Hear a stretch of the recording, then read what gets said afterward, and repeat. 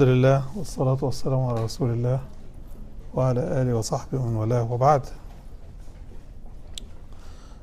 If you remember last time we dwelled a lot on the concept of family as it comes in the Arabic language in two words. Usra means from asara, to captivate someone, right? And family, which in Arabic is aila, which means to provide for and take care of someone, to sponsor someone. We explained those in details. I don't know if you remember or you were not there at all. Do you have anything on this? I cannot, but it's good. So the word family we use in English has two words in Arabic. One of them is usra, and the root word for usra is asara. Asara is a past tense verb that could mean one of two things: either to take as a captive or as a hostage, that is asara, or to captivate. You see, it's a huge two opposite meanings almost, but they come from the same root word. To take as captive is to hold somebody against their will. To take as a hostage is the same. So war captives are held against their will, right? But in the word asara, which means captivate, is to be willfully wanting to be in that gathering. You are captivated by what that gathering offers. For example, the Arabs use the word asarahu bikaramih. He captivated him with his generosity. Or she captivated him with her sweet words. Okay? So captivation is different from taking a person a captive or a hostage or a POW. So usra is from the other meaning, that is to captivate.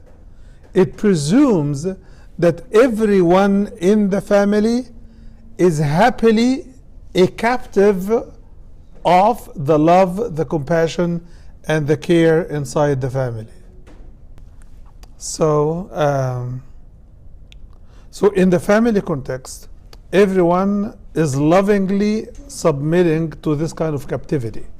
Children are captivated by the care of their parents. Parents are activated by the love of their children and their presence in their life, and children as a gift. And husbands and wives are captivated to each other and happily living together. They are not tied, and that's why when one of the two sides of the spouses, the husband or the wife, says, I'm just staying for the kids, that means what? He's turning from a lovingly captivated person into a captive, a hostage. Huh? 50% of women. Only 50? Maybe 90. No, we hope not, inshallah. So this is the concept of family in one Arabic word. What is the other Arabic word, and what does it mean, and where does it come from? The other Arabic word is aila. Aila from ala, ya'ulu. From it comes the word iyal, which are the kids. What does it mean to be ail? Ail means you are a sponsor. You are a provider. You are a caretaker. You are the attendant.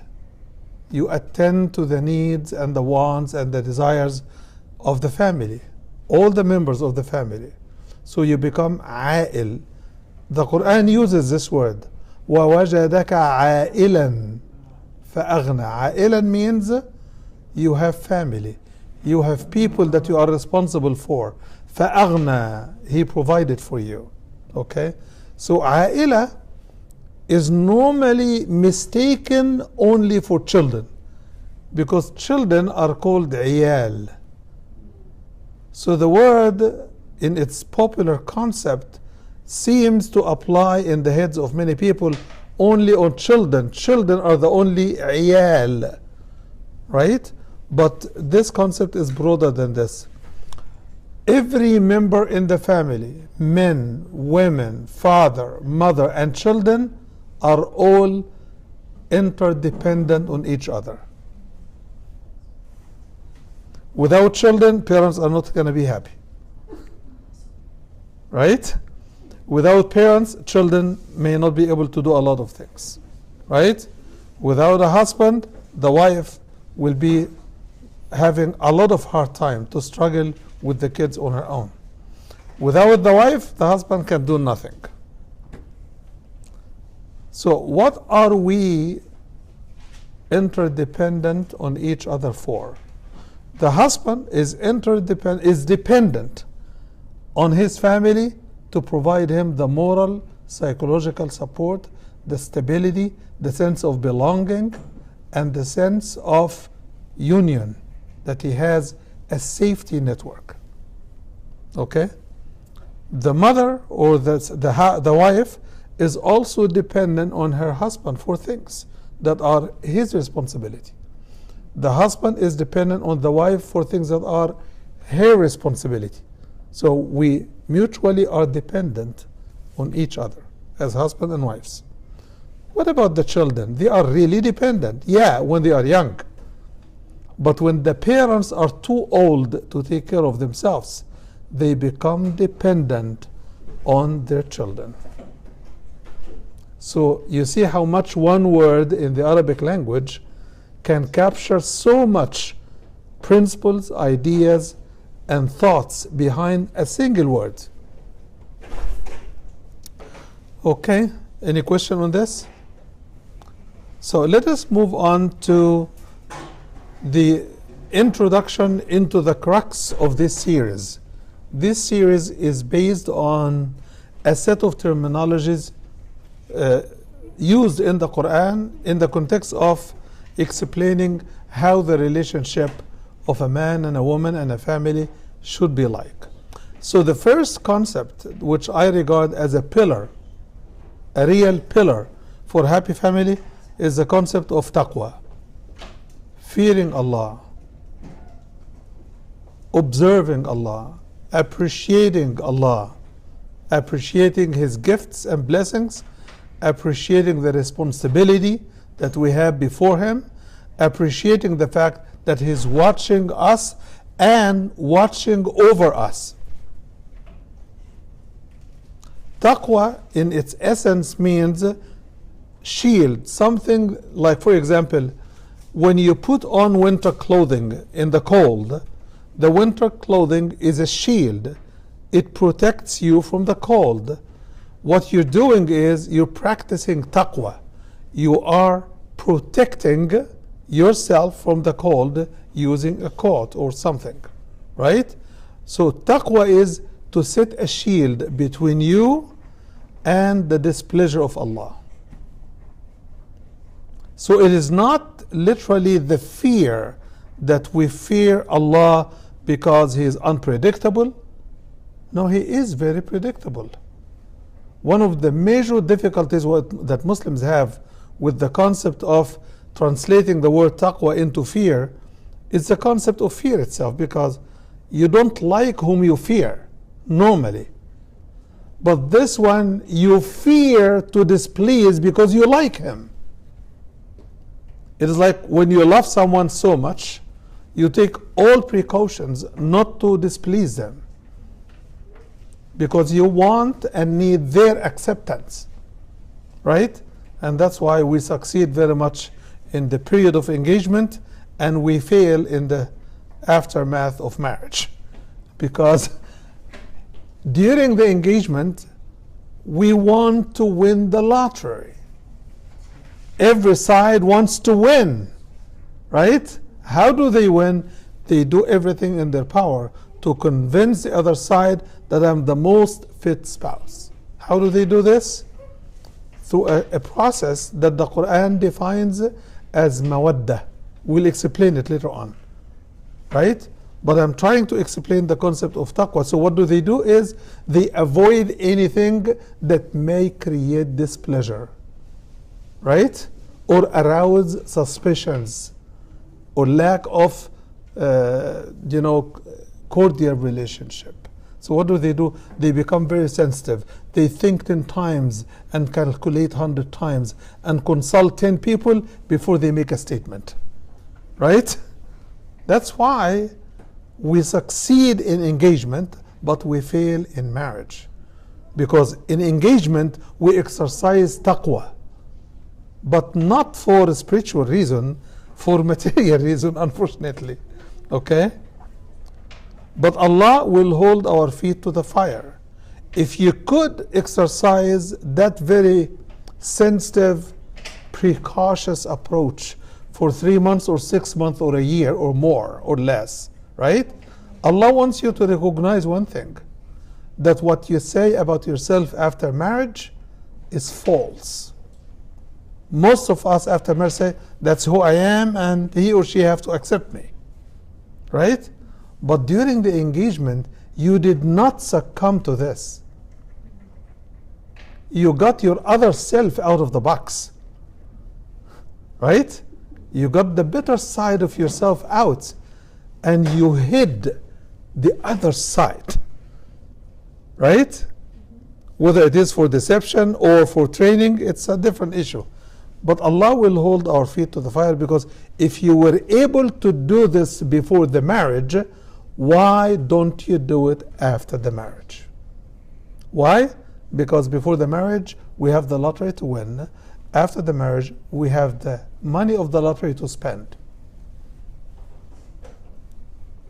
So we squander our gain. It is like a businessman who has been very successful in the first 6 months.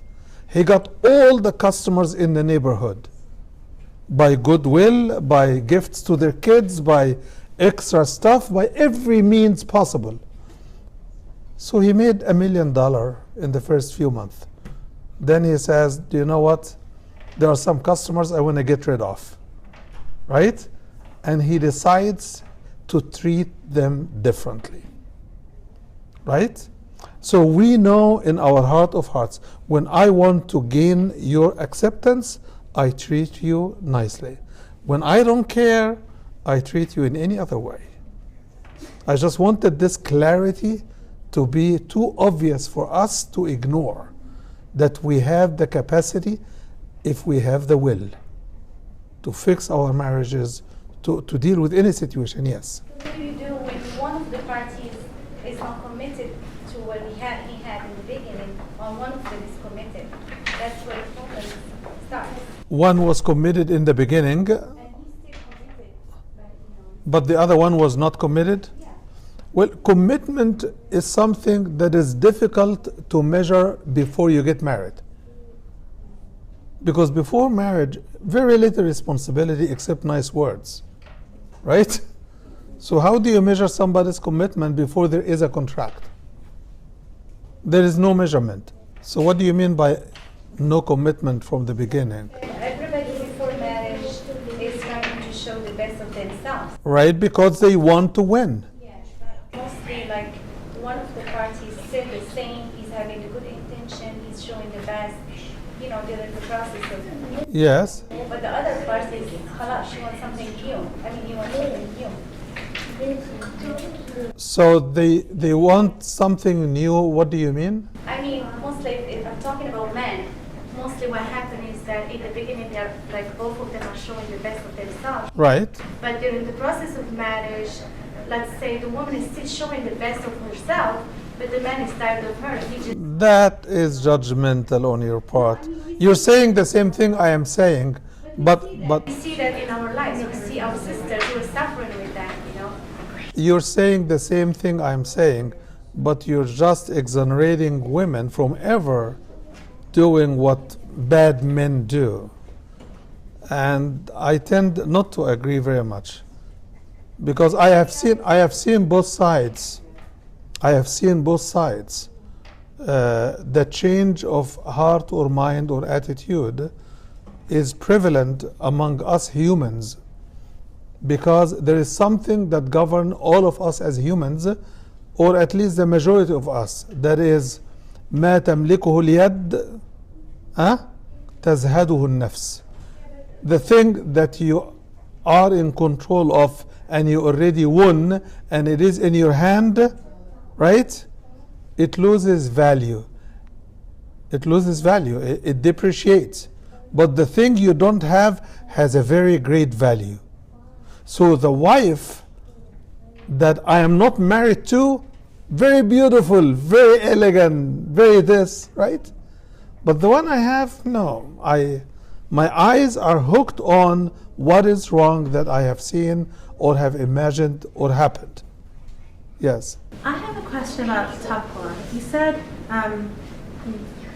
that it's a shield between you and the displeasure of Allah. Yes. To shield you from causing displeasure.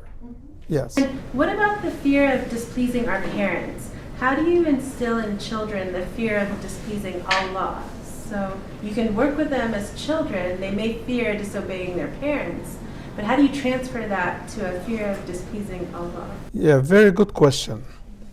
Very good question. To train our children to know Allah and to connect with Allah, even though they cannot see Him, takes a lot of training and a lot of explanations. So children are not going to take it from a sentence or two. So you have to bring Allah, who is unseen and unseeable, at least in this life, into the level of a player, if you will, with respect to His Majesty, of course, but into an actor, an active, engaging God in their life. Children appreciate much anyone who gives them anything that is of value in their eyes, right? So if we could explain, and it's easy to do that, to the kids, that everything we get is from Allah. The money mom gives you is from Allah, right? The food is from Allah. It is He who grows it. It is we who cultivate the land, and it is you who are going to enjoy it. And that's why before we eat, we say in the name of Allah, because everything is made in His name. Right? So when we start to inject Allah's name in every aspect, not only as a practice, but as a concept, so that the kids would live this absent idea, if you will, and turn it into reality. And you see children who are engaged in this fashion, they always ask very nice questions. Mama, if I close the door and turn the light off, would God still see me? Because they are trained that God has super power, not just power, right? So the more we talk with our children about connecting with Allah and turn that unseeable concept into something that they can live with. You can talk to Allah, but can He talk back to me? When do I know that He's talking to me? So they will come to you with very nice questions that will inspire you to dig knowledge for them, to be able to talk to them. Yes, God talks to us in varieties of ways. Not in the form of revelation as He talks to prophets, but He talks to us through His blessings, through His intervention. Do you remember when you tripped on the stairs, right? And nothing happened to you. Who saved you? Right? Do you remember the food we had last night and you liked it so much? Did you ask, what does it take for the food to come to the table? Then you inspired the child to ask, what does it take for the food? Where does it come from? Is it macaroni and it is manufactured? Or is it rice and it is planted? It's grown. So if we explore with the kids nature around us and take them to places and show them the works of Allah, they would love and be very, very excited and will keep asking you, when can we see Allah? When do we see Allah? Did the Prophet see Allah? Did anyone see Allah before? I want to see Allah, because Allah now has grown into living God in their head and in their heart. Very good question. So I am not going to cover everything about taqwa. I just wanted to introduce the concept, okay, and its application in our daily life. So the second pillar here is a sakan. You know, sakan could be translated into residence. Where you reside, the Arab call it sakan. My residence, the Arabs call it my sakan, where I live. So what distinguishes sakan, and what does it mean for a husband to be sakan for his wife and a wife to be sakan to her husband? It is because in your private home you have privacy. That's the most people enjoy about being at home. Now I can talk my head, no penalty, and hopefully this is the case, right? I can speak what I think without any fearing of repercussions. I can sit in my full clothing or whatever way that I am comfortable with, because I am in my private home, right? So what does private home give you?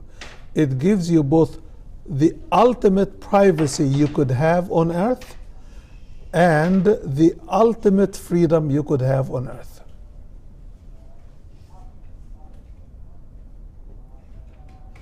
Where homes turn into cages and prisons, it is not that it's the nature of what they are, it is because we turn them into what they turn to be. When we act like guards of prison, we turn the place into a prison-like camp. When we act like angels, we turn it into paradise. So it depends. But the residence place where you live is very important, because that's where you sleep. That's where you have safety, security, peace, tranquility, freedom, and privacy. None of that you could secure outside without effort. But at home, you normally get it. You don't have to ask for it. You don't tell your husband, can you stand guard? I want to sleep for 2 hours. Don't do that. You know that it is safe. So you go to sleep, you go to bed. Okay? So why does the Quran use the word sakan? We will explain, but I wanted to explain the concept. Sakan, where you settle, you are content, you are happy, you are comfortable, and you feel secure and safe. That's the concept of sakan, and it's a pillar in the marriage. The Quran talks about a sakan in 2 verbs. One is لِيَسْكُنَ إِلَيْهَا, for him to be content with her and to settle down with her in peace and tranquility. And that makes a wrong prevalent concept, not the text of the ayah, but misunderstanding the text. What is the misconception? The misconception is some men believe that women have no function because they are created for men, for a man to settle with her. So she seems to be, if you take the text literally and not read the rest of the text, that she is created for him to have peace and tranquility. Okay? But in Surah Ar-Rum, it says to women and men, لِتَسْكُنُوا إِلَيْهَا, for you both to live together in tranquility and peace. So where does a man get his peace and tranquility? From the woman. Can a woman give peace and tranquility if she doesn't have it? No, she can't. Where does she get her peace and tranquility? From her husband. If he doesn't have it, how could he give it? So the Quran captures all of this in one word, so that you together give each other peace and tranquility and you individually live in peace and tranquility. Okay. Then comes affection and mercy as the... Oh, I skipped one. I skipped the second one. Okay. وعاشرهن بالمعروف. I will come back to it. I skipped this one. This line here. But I'm here, mawadda and rahmah. Allah subhanahu wa ta'ala, in the same verse that He says to dwell with each other in peace and tranquility, Allah subhanahu wa ta'ala says, وَجَعَلَ بَيْنَكُمْ مَوَدَّةً وَرَحْمَةً. And He has put between the two of you compassion, affection, and mercy. Okay. There is no English word, and I want someone to help me with this, for the word mawadda. So I am going to explain it, and I challenge all of you to help me get a better translation. The word mawadda is something we use a lot, and the example I gave a few minutes ago, that when a woman and a man are engaged, they practice mawadda every time they meet. What is mawadda? Mawadda is to seek to earn somebody's love and appreciation by doing the best they can appreciate. So you do your level best so that someone would love you. It's called mawadda, which means to do whatever it takes to earn somebody's love. If somebody could capture this for me in one word, I would appreciate it. So it's not really affection as it's written, and it's not compassion.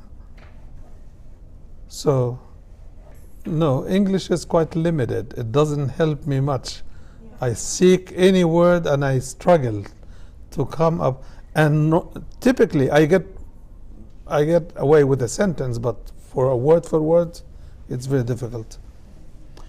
So some translation use affection, some translation use compassion, some translation use compassionate love. But the word I find very close is ihsan, which is excellence. But ihsan is a quality adjective, but mawadda is a process. I thought ihsan was perfection. Yes.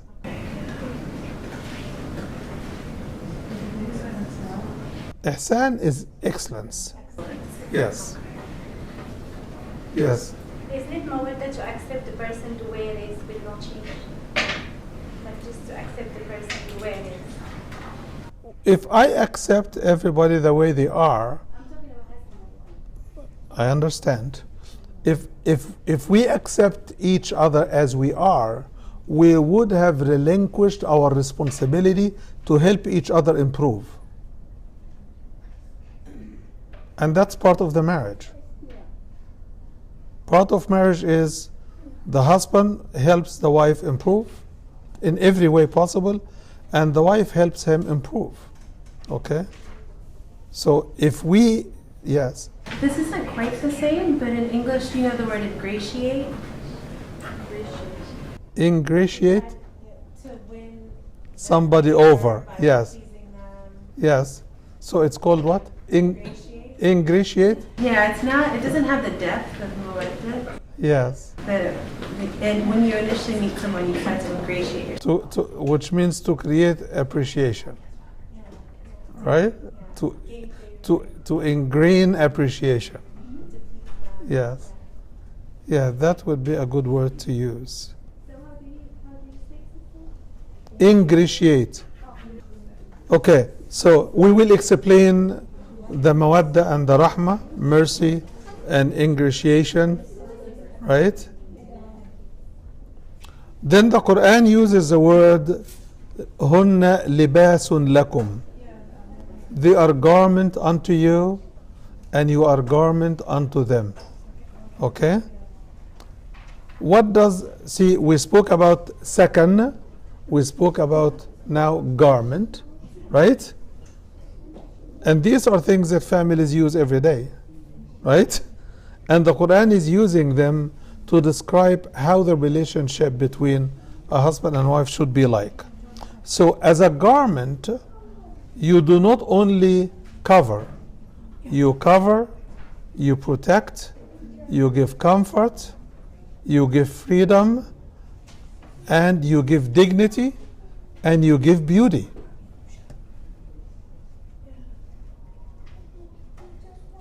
So the word garment is so loaded, and it points to a lot of things that we could do to turn the dynamics in the family into something different than the daily approach we are familiar with. Okay, I will explain this also later on. Mutual acceptance and mutual consultation. These are used in the Quran. The word consultation in the context of family is mentioned once in the Quran. But the word shura, the word shawir is mentioned in the context of community affairs. So shura is a pervasive concept and process in managing any institution, whether it is the family, the school, the masjid, everything, or the nation. But there is this concept with which family starts, which is taradi, mutual acceptance. It goes to the root word radiya, which is to accept, to be satisfied, right? So it includes acceptance and satisfaction. And marriage cannot be conducted between two people unless both of them accept. If one of them doesn't accept, the marriage contract is null and void. Okay? Something that starts with acceptance, right? I want you to pay attention to this. Something that's based and built on acceptance, could it continue without continuous acceptance? Let me give you a physical example. Let us deal with a building or construction as if it is something living, right? So you give a certain amount of concrete, right, as a foundation for a building. Let us say it agrees to carry a 5-story building, right? And it's happily doing the job, right? If the foundation decides to crack, would this building stand?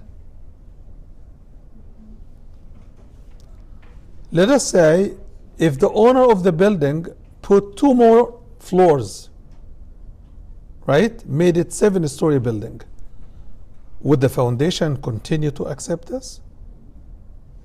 So if this is the physical matter, what about our souls, which is very fragile?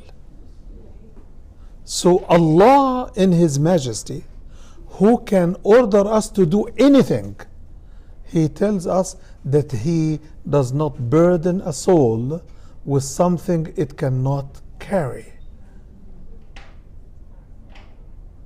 He could order us to do anything, but He, out of mercy and out of knowledge and wisdom about His creation, He took it upon Himself that Allah does not load a soul with something it cannot carry. The Prophet ﷺ, talking about servants who are purchased and sold, right? He said, these are your brothers that Allah has put under your hand, which means before your hand does something, they go and do it for you, right? فَمَنْ كَانَ أَخُوهُ تَحْتَ يَدِهِ.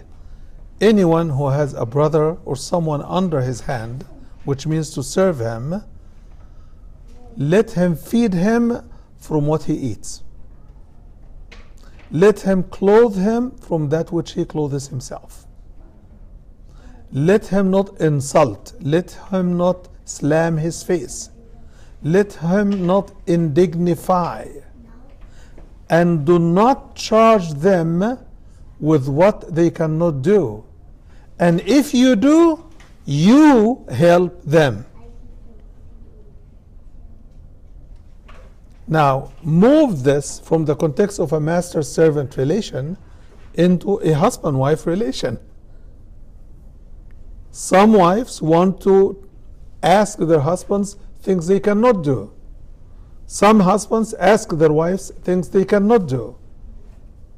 That creates a lot of friction, clashes, and fights. Unnecessary. Unnecessary. We need to respect each other's capacity, each other's threshold of pain, each other's ability to deal with what you want them to deal with. Should I give some examples? No, you have examples. You have examples. When the wife, for example, is at home caring for kids 24/7, 7 days a week, right? And she tells her husband, please, give me a couple of hours in the weekend because I want to just go out and smell the fresh air like you do for 5 days. Oh, I'm not available, I'm sorry. These are your kids, these are your responsibility. So they put their selfishness on a crutch of that this is her responsibility. The crutch is broken, the excuse is false, but they still live with it and they are very happy and comfortable. Because nobody told them, you cannot load your wife more than what she can carry. The mercy of Islam is unknown to many of us because we focus on what we want or what we think we need more than we give of attention to what others around us are in need for. So it is our selfish approach that makes things difficult. And this is when we turn from a gift into a test. And instead of the spouse being a gift to his or her spouse, they turn into a trouble-making people in their life, a source of pain. Imagine if all Muslims would study these concepts at young age. Will we have the family issues we have to deal with today? Respecting others, using mawadda even if you don't need something, right? Being respectful even when you're insulted.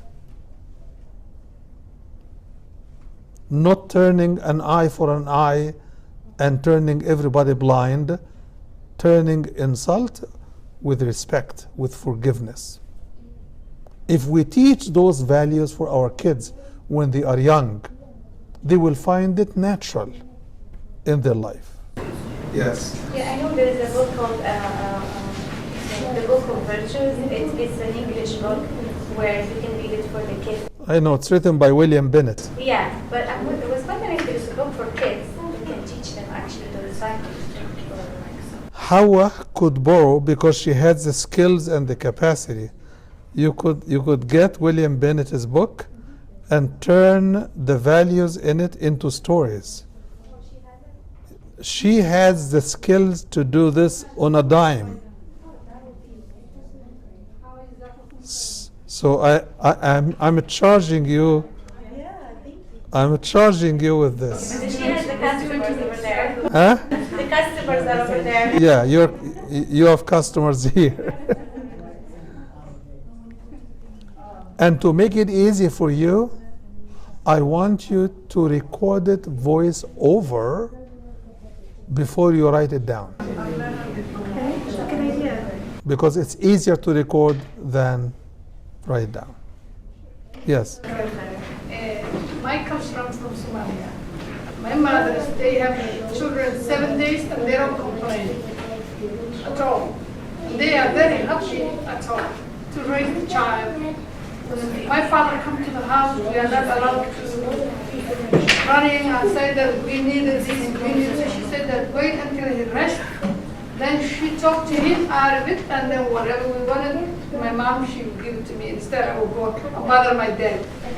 He's like a king. And here I'm hearing that 7 days the father working, or 5 days, and the mother, she need to go outside to. It is because in Somalia, it is a different society and environment and atmosphere than here.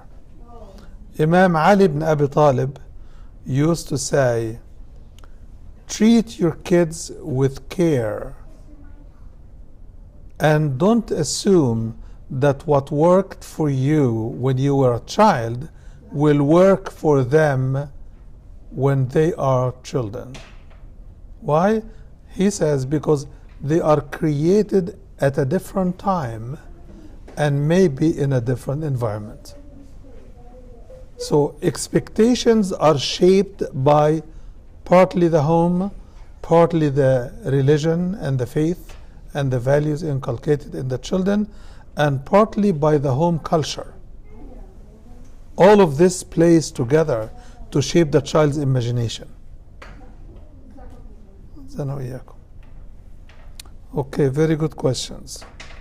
So the taradi and the tashawur, the mutual acceptance and the mutual satisfaction, must be coupled with mutual consultation, because if you're my wife and I come and say, let's pack, we're leaving. Where are we going? I told you we're leaving. Let's go, pack.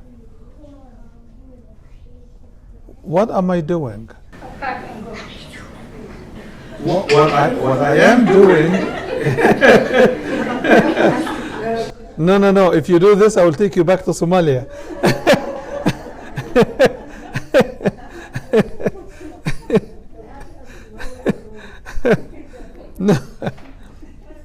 No, I mean to pack the bags so that we can go, for example, to a conference out of town. Okay? Imagine if I give her the news in this fashion. The first piece, just pack. I told you to pack. And then in few minutes, oh, where are we going? Where are you? And I say, okay, we're going to a conference. Oh, the kids are jumpy and everybody's happy, right? You should have told me from the beginning, right? So instead of treating her as a partner, I am treating her as a servant. The language is sending the wrong message. It shows disregard for the basics of what a family is about. Allah calls the husband zawj, He called the wife zawj. Zawj. In English, a spouse. Right? So he uses the same word. Allah says in the Quran, وَلَهُنَّ مِثْلُ الَّذِي عَلَيْهِنَّ بِالْمَعْرُوفِ, which means what they have of rights similar to what they owe of duties and responsibilities. Mithl, which means similar. It doesn't say the same. So the woman or the wife has a role as a wife, not as a husband. And the husband has a role as a husband, not as a wife. But if the husband becomes sick, or the wife becomes disabled or unable, they share responsibilities. A husband is in the hospital. He doesn't earn income. The wife works and she spends on everybody, and she should be happy because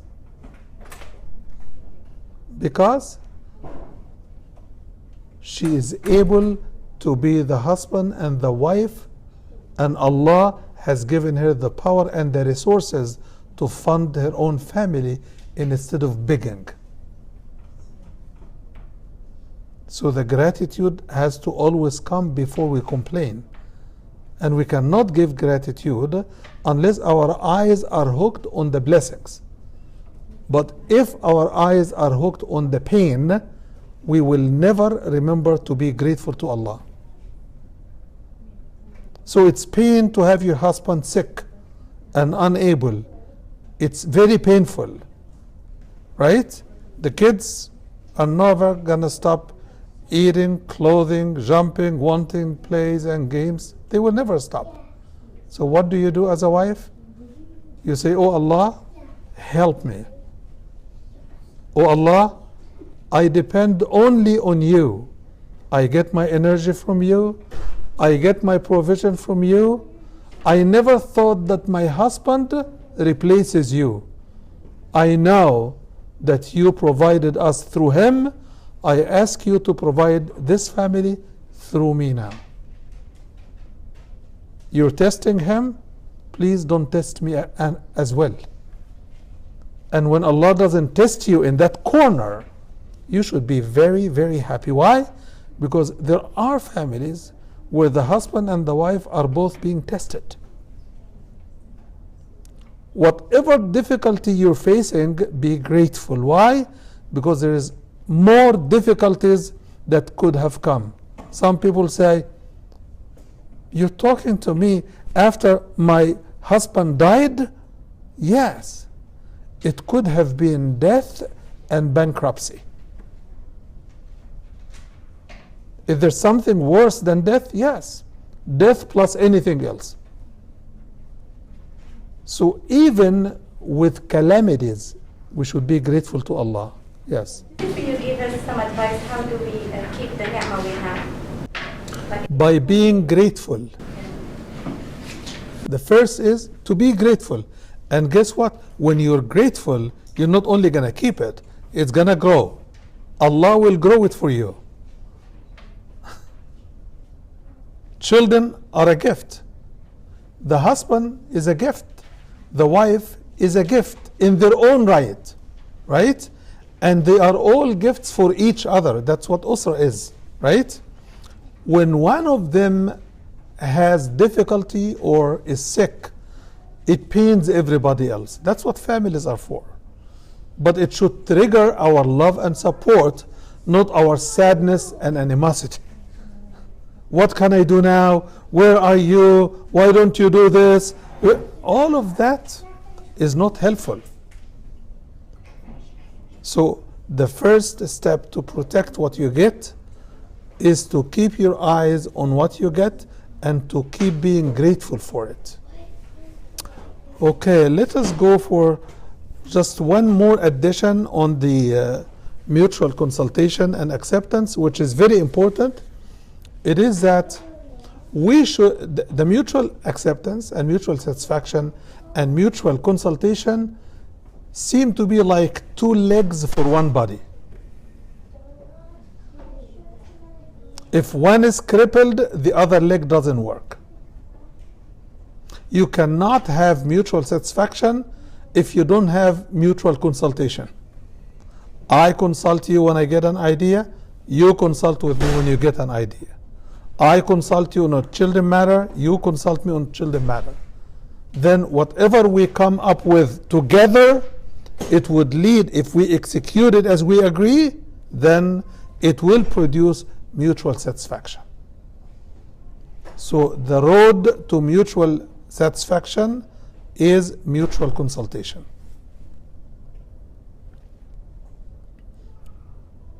We know the story of a wife that went to the Prophet ﷺ and she said, I have no complaint whatsoever when it comes to my husband. My husband is a great man. When it comes to whatever, deen, akhlaq, he is good. But then she made a comment. She said, but I am not able to submit to him as a wife. I'm blocked. The Prophet ﷺ didn't ask except questions that head her way. She wants out. So he asked her, what did he give you of dower? She said, a garden, an orchard. So he said, would you give him his garden back? She said, and I will give it even more, because she wanted out. The Prophet ﷺ told the husband, take the garden you gave her as a dower and give her her divorce. The Prophet didn't ask because she didn't complain, he hits me, he doesn't spend on me. She is saying, my soul is blocked, which means he is unable to turn me on to act responsibly like a wife. I can't. So I'm coming to you. The word she actually used, which is an Arab expression of respect, she said, I cannot turn into kufr after Islam. So she compared her lack of submission as a wife to her husband as kufr. The Prophet ﷺ respected her feeling, respected her decision, and he told him to take the garden and give her her freedom. Why am I saying this story? It is because it points to the fact that when satisfaction stops coming about, one of the two sides will not want to continue the relationship. So the only way really to keep this relationship going is to be mutually pleasing to each other. Mutually means that both sides are satisfied, both sides are happy, which means your ability to succeed in your family relation depends on how much satisfied your spouse is. Whatever it takes.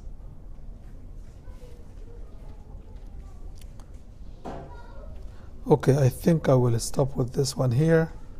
So we'll go over the taqwa concept that we mentioned in the beginning as the first pillar.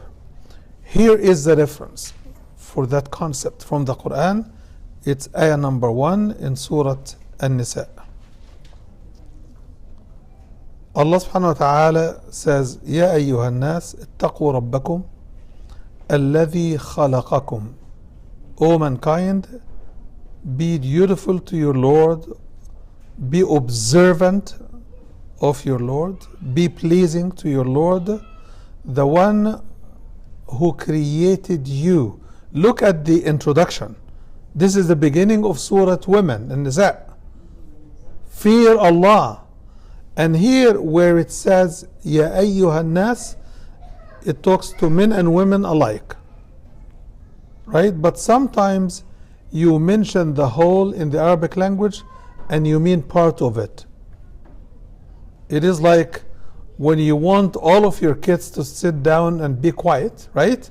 You say, Muhammad, be quiet. Muhammad is the oldest, right? Samih and Ali and Zainab, everybody will go to the corner, right? So you speak to one, but you mean everybody, right? One of them is making a lot of noise, but the rest are quiet. So you say, oh kids, why are you too noisy, everybody here? They know that it's not everybody, but the noisy one knows that you mean him, right? So that's used in the language. Here the ayah says, Ya ayyuhan nas, O mankind, which means when men and women, but actually it is talking specifically to men in particular. And this is a word in the language that means, I mean everybody, but I am directing this to you. I want you to feel the responsibility. How do we know that men are targeted by this? It is from the rest of the text. الذي خلقكم من نفس واحدة. The one who created you from one soul. right? From a single soul. And from it, he created its own spouse, right? And he spread about from them multitudes of men and women. And fear Allah, the one you invoke and ask. You invoke his name and you ask for whatever you want. And be protective and respectful of the in-laws. إن الله كان عليكم رقيبا. Well, the ayah doesn't really show where does it say, I mean you men in particular. And you're right. The ayah talks here fully to men and women. But the second ayah, which is not in front of you, does. I can get it for you. We can read it together. You want? Okay. If you have the Quran, look at ayah number 2, Surah An-Nisa. I can get it here for you. وَآتُوا الْيَتَامَى أَمْوَالَهُمْ. And give the orphans their money. Their money. ولا تتبدلوا الخبيث بالطيب ولا تأكلوا أموالهم إلى أموالكم إنه كان حوبا كبيرا. Then third ayah, فإن خفتم ألا تقسطوا في اليتامى فانكحوا ما طاب لكم من النساء. Here you know in ayah number 3 that these ayat are talking to men and women, but they are specifically addressing men. Normally, when the ayat address humanity, Ya ayyuhan nas, nas as people, right? It would be talking to Muslims and non-Muslims alike.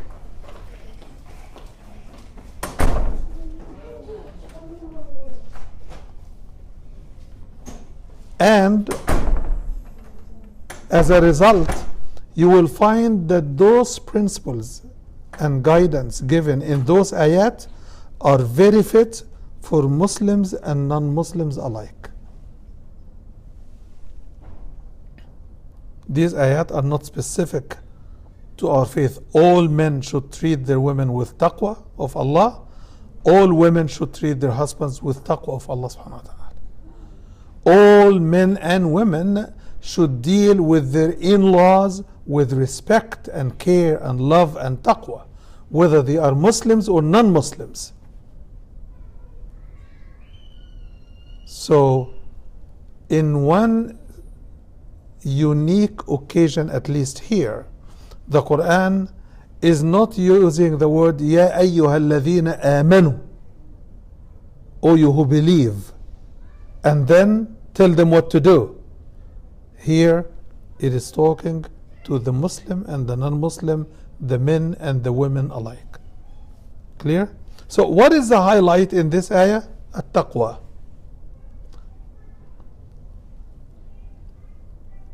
Imagine if we exercise taqwa before we talk. And by the way, taqwa Allah, to be observant of Allah, must produce in the person observance of the rights of everything Allah has created. So I don't slaughter an animal to throw it in the garbage. The Prophet ﷺ tells the armies, and Abu Bakr did the same, don't slaughter an animal except for food. Which means conservation. All of these, what we call environmental movements, and all of these principles are included under one subheading under the concept of taqwa. So taqwa includes working to conserve and to grow and develop what you have, and to offer gratitude for what you got before you ask for what you didn't get yet. If we are observant of each other's rights, then our taqwa of Allah would have made us better people. But unfortunately, some people are very concerned about their prayer, their fasting, but not how to talk to people, not how to treat people, not how to treat trusts, not how to treat even animals or anything, because their prayer didn't teach them what prayer should teach. And those types of people, you will find their prayer mechanical, not spiritual. They can exit from the prayer and go immediately to continue the discussions they had with somebody, not forgetting a word of it, because prayer was an intermittent disruption to their activity. It's a chore. They wanted to get it over with. It's not a source of happiness. It's not a source of pleasure. It's not a source of honor to be allowed to the presence of Allah. So, as I mentioned last time, the fiqh rule, the golden principle in fiqh is الحكم على الشيء فرع عن تصوره.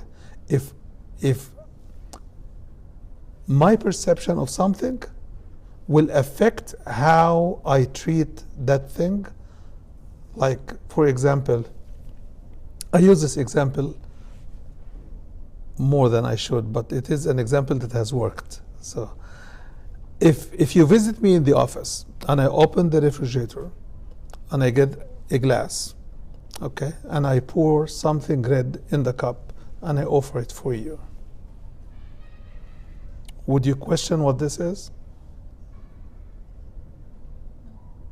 Normally, would a Muslim in the office of the Imam question a drink the Imam is offering him, even if it looks suspect? Right? Huh? Normally we wouldn't. But take the same thing, the same exact drink is offered to you by the waiter in a restaurant, and it says, this is on the house. Would you take it? Would you ask? Right? You would ask what this is, right? So in the office of the Imam, the perception was never, it could never happen, right? But in the restaurant, suspicion is the rule. So our perception of what is being offered triggered a different behavior because of the context in which we are dealing. Right? Okay. So when your husband calls and you're chatting with a friend, right? Which call would you put on hold? Huh? Right? It depends. It depends. If it depends. If you had a fight with him, you would put him on hold as long, right? If you're waiting for good news, you will put all your friends on hold, right? It is the same rule. Your perception of what the matter is led you to judge it differently, how to deal with it, right? So a lady is knocking on your door and you thought she is your neighbor or friend. Guess what? She came out to be your mother-in-law. What a surprise, right? And if you expected your mom-in-law and it came to be a friend, your eyes will also roll because you didn't expect her. You're looking for someone else. So your perception leads you. You don't lead your perception. Okay, let me apply this to the context of marriage to make sense of it. If I see my husband as demanding, miserable, not caring, difficult, everything, and he calls, right? Okay, I'm coming, after calling 3-4 times, right? But if I see my husband as a very pleasant person and he is just the perfect spouse for me, right? He takes care of me, he does, and he calls. The first answer is, yes, honey, I'm coming. So it's a matter of perception. So our perceptions and ideas about each other influences how we actually end up treating each other. This is a fiqhi rule that is used for people to distinguish halal and haram, but this is not the time to explain because it will be a huge distraction. Okay? But it is very important rule in life. Let us say I see my husband as a miserable person, and I was talking to the sheikh asking for divorce and everything. But the sheikh told me, listen, you have two ways to deal with this. Either that you try to turn him from a miserable person into a pleasant person, or just you throw him away and look for a pleasant person. So how long have you invested with this guy? She invested 5 kids, 15 years, right? So it's past due that you discover that he's miserable, right? So either you live the rest of your life as a hostage because of the kids, or that you decide to help him change. But I cannot make him change. I say, I agree, right? Nobody could make nobody change. But you could try to change the dynamic of the interaction. How? Treat him like a king and see if he would treat you like a queen. Treat him as if he were an angel and see if he will change his views of you. And don't wait for what he does. Wait for Allah to put the pleasure of doing the right thing in your heart. So this is one way to change my perception, to help change my attitude, to help my spouse change his. Because I become like a model. I was angry, we were fighting, he was about to divorce me and all of that, but then I come back home and say, listen, it looks like we've tried this for 15 years and neither one is happy. And we both have one of two ways. Either that we change our perceptions about each other so that we treat each other better than the past, or that we throw each other away and live the rest of our life lamenting on this kind of investment. 15, 20 years. So the choice for the wise is clear. Let's move on. The word here is to dwell with them in tranquility and peace and contentment. If the husband is described as a residence, home for the wife, and the wife is home for the husband, it means what? Both sides can lay their pain and suffering and all of their complaints of life on the table in front of each other? Or is it that if one started, the other one should give support? See, if you jump on a pillow, if you jump on a mattress, just imagine, use your physical imagination. Imagine if the mattress is jumping over you. Where are you going to be? Where is the mattress? Which means at the time you are in pain, it is my time to absorb, to help, to give you comfort. If you started the complaint first, my complaint against your complaint will only add to the pain. They are not going to make it less. So saying, oh, you're not alone, you're not the only one who is doing something, I'm also working it 10 hours a day. This is not a response that gives comfort. If you are screaming because you are fed up with the kids, you lost means and ways to get them to listen, it is my time to tell you, take a nap, go read some Quran, I will take care of the kids for the next hour or two, and when you wake up, we can talk. This is how you become second for me. When I am hyper, you calm me down, right? When you're hyper, I calm you down. Then we become compatible. But if we are like the teeth of a gear, right, hitting at each other, something will break very quickly.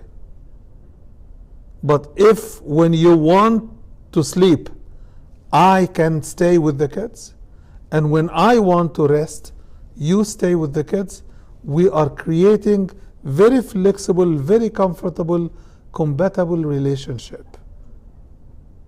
That's all what it takes. And all what I'm using of examples are just that, examples. Examples. But life has much more ways and needs that we must apply those applications to life to make it better than what it actually is. So Allah subhanahu wa ta'ala here in Surah Al-Rum, ayah 21, is saying, and among His signs is that He has created for you. I want you to pay attention to this word, for you. The actual translation is not wives, it is spouses. I'm using Muhsin Khan translation, the Noble Quran, because it's accessible and it's closer to the proper meaning than other translations. So when Allah says it is a miracle, it's a sign from me that I created for you. So the husband you got and you approved and you agreed and you love to marry is created for you. You make the best or the worst out of it. He's yours. But Allah gave us full picture. He says your spouses and your wealth and your kids can become a test. Right? Actually, they are a test. But the ayah says some from your spouses, some of your resources can be a test. Okay? You could also say that the meaning of the ayah is sometimes your spouses and your wealth and your kids can be a test. All of these translations and meanings are possible. Okay? So he says here, He created for you your spouses or a spouse, right? So when you pick someone, you better watch. You're picking only one person from millions of people, right? So what you choose becomes the spouse that Allah has created for you. People in the Eastern culture, they say nasib. It's my lot, right? Did you choose or was it imposed on you? If you chose something, right? This is not something. This is someone who's your equal, your partner, your spouse, your pair, the father of your children or the mother of your children. This is not a car that you want to change. This is the most intimate and most effective relationship you will ever have in your life.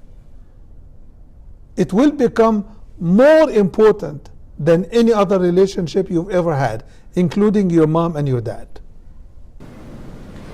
Yeah, I just have a question because what we say usually is that al-qadaru khayrihi wa sharrihi. The idea that we have is that Allah already choosing that person for you. So is that true or no? Can you repeat the last part? And just, did Allah subhanahu wa ta'ala choose already the husband and the wife? Or we choose them? Allah created him. You chose him. So Allah has nothing to do with choosing both of them? He does. He does. He gave you two things: the freedom to choose and the ability to reason, and the knowledge to guide you, and the prophet to follow. So he has everything to do with it, but the ultimate decision and responsibility is yours. Because, I mean, since I grew up, I always hear like marriage and having babies, like if it's a boy or girl, and the day you're gonna die, that's things that Allah subhanahu wa ta'ala already choose for us. But there's no discussion. That's how we grew up. Ultimately, everything you do will fall under qadr, but we don't know until after the fact. Right? So I do not choose a girl to marry because Allah told me, this is your girl. Allah doesn't talk to me like that.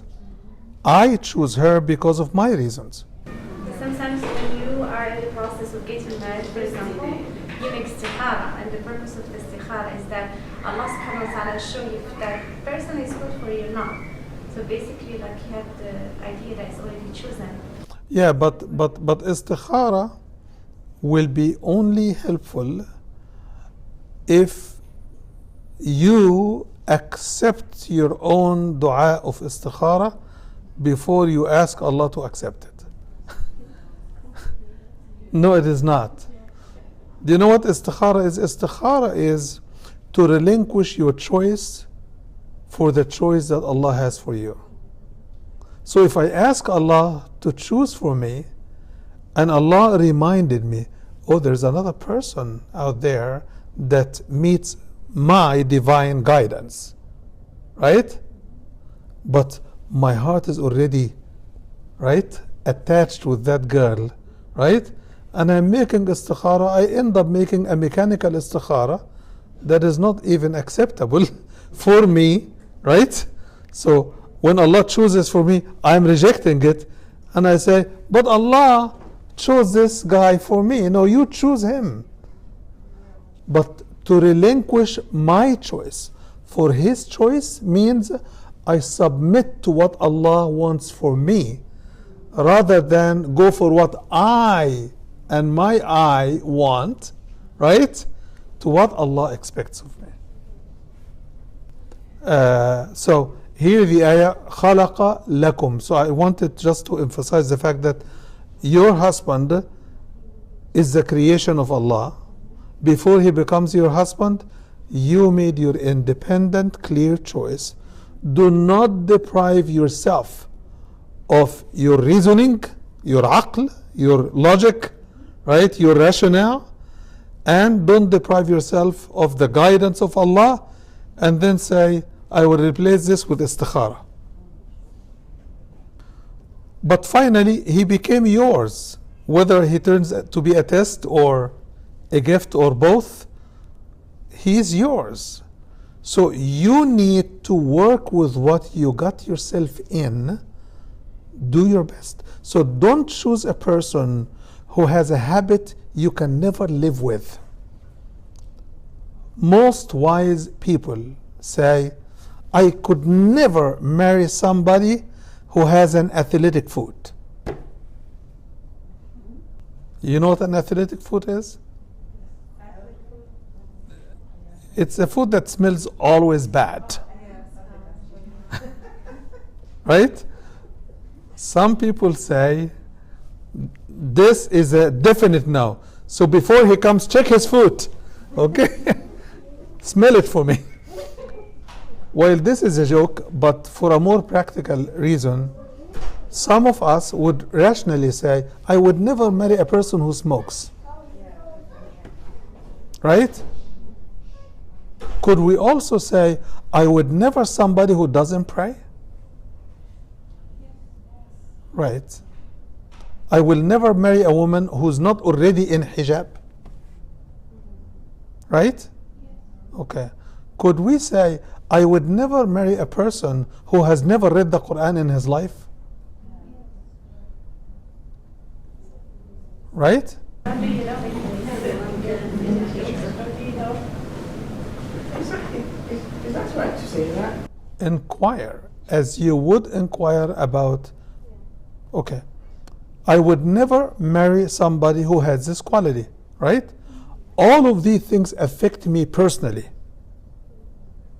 right? But when we search, instead of saying I wouldn't do this, I would say I'm looking for somebody who has taqwa. The first most important element. I want somebody who has taqwa of Allah. And then taqwa will carry under its umbrella all the good qualities you want in a husband or wife. Right? Of course, you can have your own things that you do not like and everything. That's also appropriate, no problem with that. But I'm saying, when we forward what Allah likes over what we like, Allah will bless us with what He likes and we like.